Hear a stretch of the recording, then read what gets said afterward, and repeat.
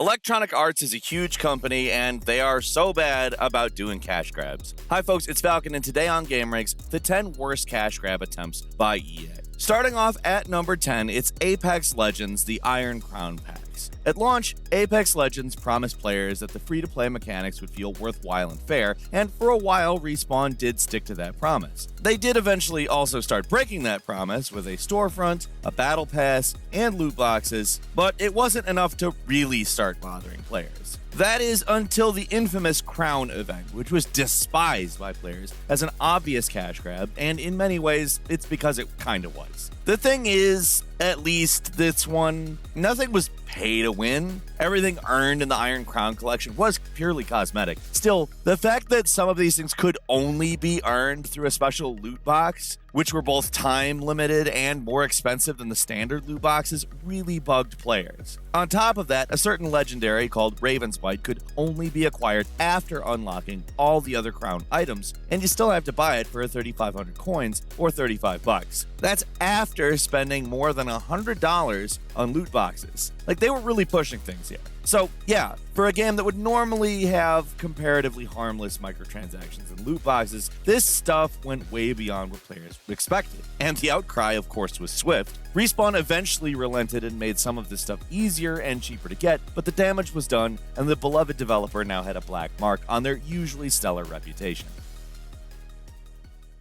At number 9, this is Anthem, and whatever the hell this thing is. Anthem's in-game store was and still is not very good. It works on the standard games-as-a-service model of having rotating inventory of a couple of items so there's a perceived scarcity. You know, to entice you to buy something so you don't miss out, blah blah blah. The problem is that there just isn't much stuff worth buying. Sure, there were a couple of new Javelin models that looked alright, but the vast majority of the stuff in the Anthem store was just lame. The worst of all is this thing, I guess, called the Firelight Wrap, which basically amounts to a fancy name for a skin for your Iron Man wannabe.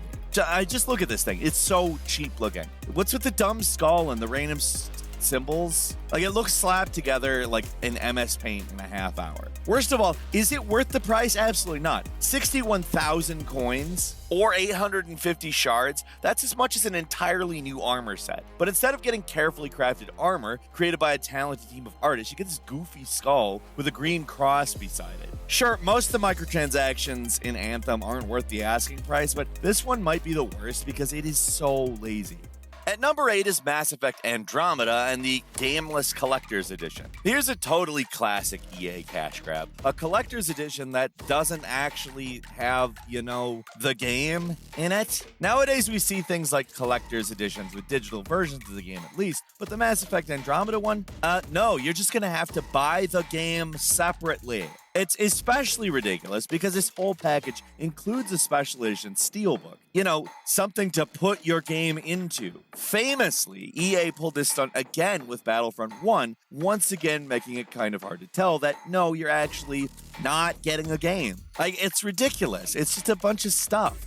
At number 7 is Battlefield 3, the Ultimate Shortcut Bundle. Like, these are of course just lame on its face. For nearly the price of the game, you can simply skip the entire multiplayer unlock grind and get access to everything from the start. Battlefront 3 isn't the only game in the series with a literal pay-to-win scheme either, but it was the first to incorporate it, so that one gets special mention here. Battlefield games are a ton of fun, but I don't get these things. Players have been complaining about them since day one, saying it gives anyone who buys it an unfair advantage on launch day, and it's a claim that's hard to deny. Sure, things even out as people won't shell out $40 to EA to skip the grind and unlock everything, but at first things are just totally unbalanced, and that is no fun. It only unlocks the stuff in the base game, so none of the DLC weapons are unlocked. You still have to grind for some of the best stuff, even though you paid not to. Like, there's not a lot to say about this. These things just let you skip some of the tedious grinding for a premium, but they don't even give you what they promise you. It just sucks in every way. And number 6 is the Dead Space 3 Bot Personality Pack.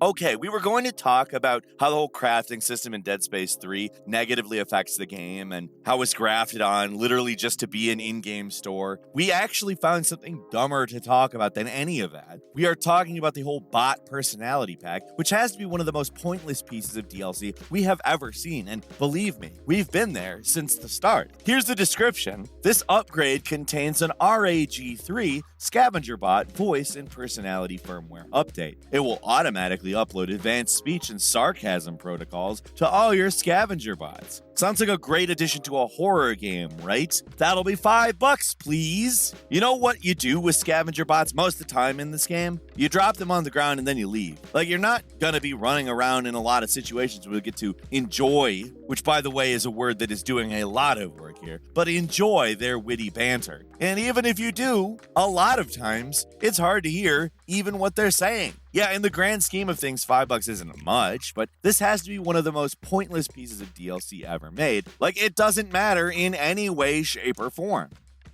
And number 5 is Mass Effect 1's Pinnacle Station. It's funny to see Pinnacle Station back in the news after so long, because it's now a missing piece of DLC that can't be brought back to the Mass Effect Legendary Collection because the source code was lost. If you remember me talking about it in the other video, though, you'll know exactly where I'm going with this. However, I've seen some articles make a big deal about its loss. I've even seen someone mention it as a fan favorite. Maybe that's true, I don't know, but in our opinion at least, Pinnacle Station is one of the worst pieces of DLC we have ever seen. After the first Mass Effect DLC called Bring Down the Sky released, people hoped for something similar for a second add-on. Some shooting, some story, some role-playing, a mix of things that made the game so well-liked. Instead, we got a few arenas, no story, and one new gun. The whole thing just felt lifeless and lazy, especially after 2 years. 2 years, which had passed between the original release and this DLC. Mass Effect 1 just isn't that great of a third-person shooter, so it's just no fun at all to run through combat encounters with only the barest possible plot, stringing things along barely.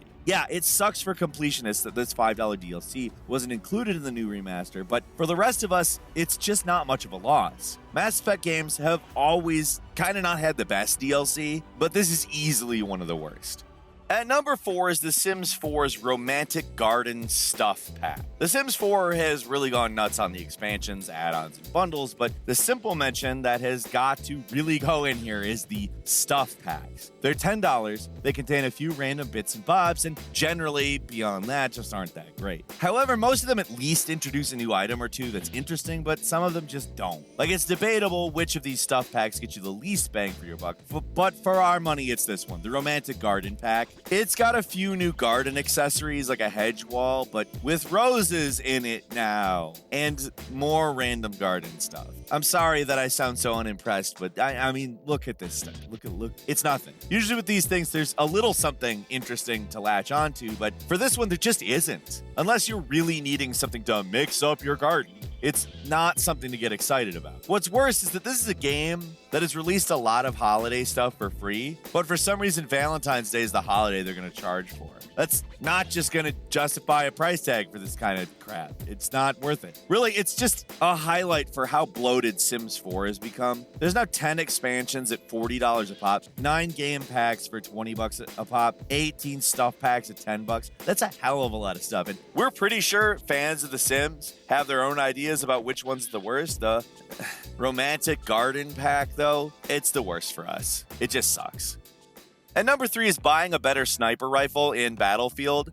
So outside of the regular Battlefield franchise, EA created free-to-play versions of the series. First one was called Battlefield Heroes, which was billed as an easier to get into and more action-packed and colorful version of the Battlefield, and it proved pretty popular. Popular enough that EA released a sequel called, and this is a bizarre name, Battlefield Play for Free. Sounds like a card game. This is one game where EA just went way overboard with the pay-to-win crap. There was a weapon rental system. You could buy attachments. You could even buy armor and healing. Basically, if you dumped money into this thing, you were pretty much unstoppable. Probably the most ridiculous part of this game, though, was the purchasable guns. Like, many of which were just all around better than the free guns you could get. Like, literally all of their stats were just better than the standard versions. The worst example is definitely the sniper rifle. The sniper rifle you start out with couldn't even kill a dude with a headshot, while the premium one you could buy had much longer range and did a ton more damage. It was pay to win in a way that is not open to interpretation or discussion. It just had guns that were flat out better, but only if you paid for them.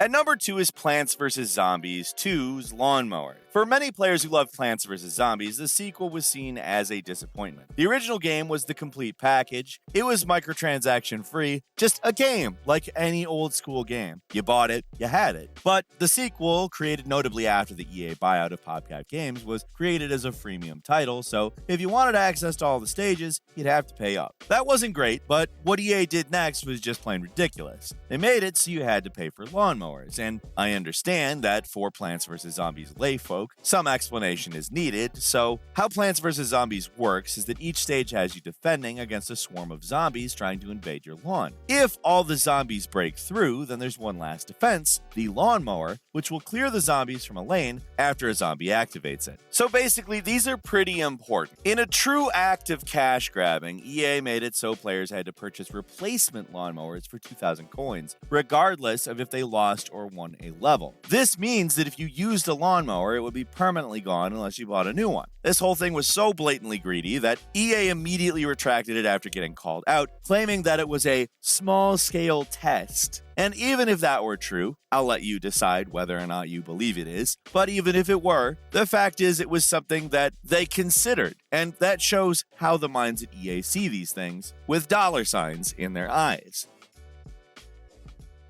And finally, at number 1, Hellgate London's lifetime subscription that lasted for less than a year. This one's a little complicated because while EA didn't directly make this game, they did publish it in North America, and while they're never specifically mentioned as the reason why Hellgate London ended up crashing and burning, it's pretty easy to read between the lines from developer comments that they were strongly encouraging the developers' flagship games to get the game out more than 6 months before it was ready. So all of that out of the way, what's the cash grab? Well, in the months leading up to the release of Hellgate London, the developers began selling lifetime subscriptions for the low price of $150. Instead of having to pay a monthly subscription for this quasi-MMO, you could just pay this one-time price and have unlimited access for life. Sounds like a pretty decent deal.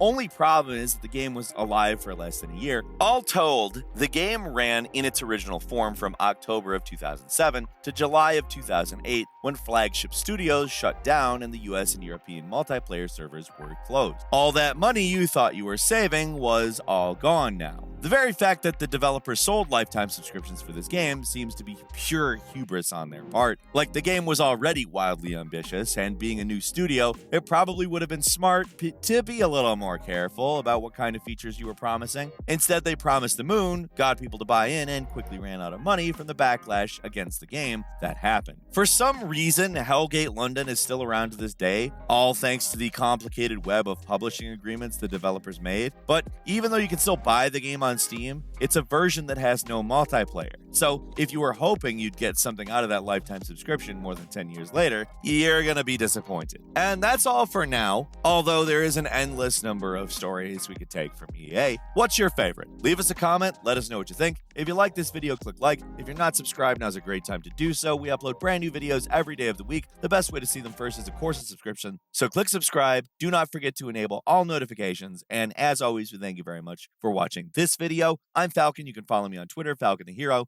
we'll see you next time right here on gameranx.